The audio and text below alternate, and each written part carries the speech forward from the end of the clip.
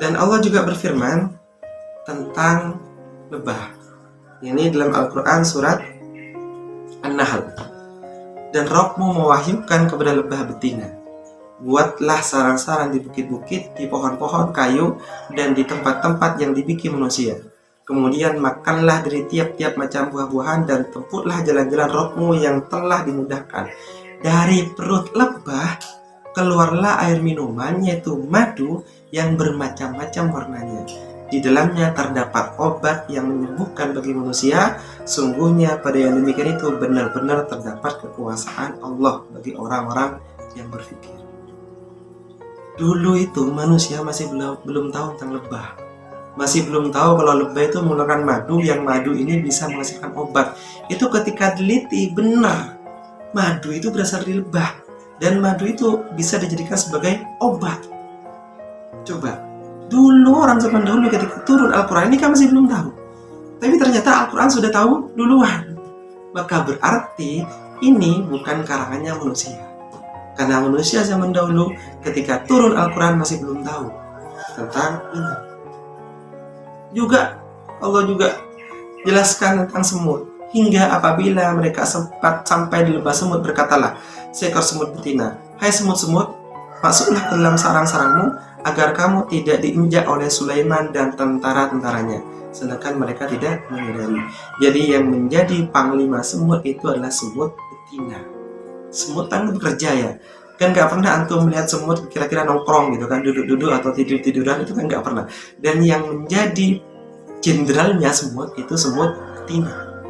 Dan Al-Quran sudah tahu duluan. Jadi ilmu kehewanan itu baru tahu kalau yang menjadi jenderalnya semut, pemimpinnya semut itu semut betina. Ketika teliti, oh ternyata semut betina. Ternyata Al-Quran sudah tahu duluan. Ini mustahil. Al-Quran ini karangannya manusia. Ini juga misal tentang besi, itu sudah dijelaskan di Al-Quran. Dalam surat An-Nahl juga. Tentang fakta penciptaan berpasang-pasangan, ini juga dijelaskan di surat Az-Zariyat.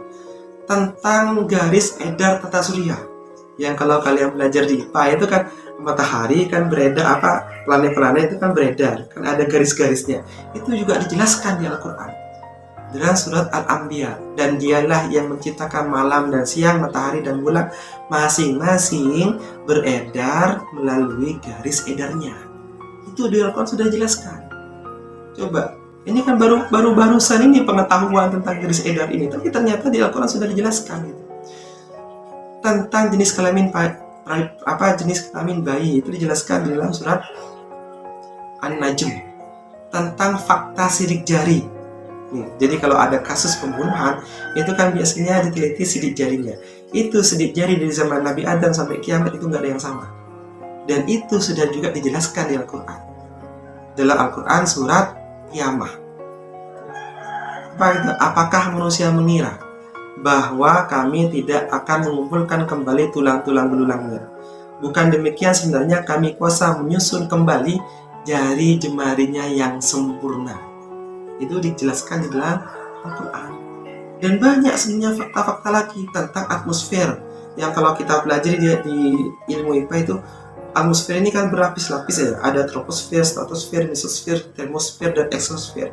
Itu semuanya sudah dijelaskan di Al-Quran. Di dalam surah Al-Baqarah, dialah yang menjadikan segala yang ada di bumi untuk kamu, dia berkehendak menuju langit. Lalu dijadikanlah 7 langit, dan dia mengetahui segala sesuatu. Maka dari itu, kita dapat menyimpulkan bahwa Al-Quran ini bukan karangannya orang-orang Arab, bukan karangannya Nabi Muhammad, tapi Al-Quran ini kalamullah. Karena memang faktanya begitu.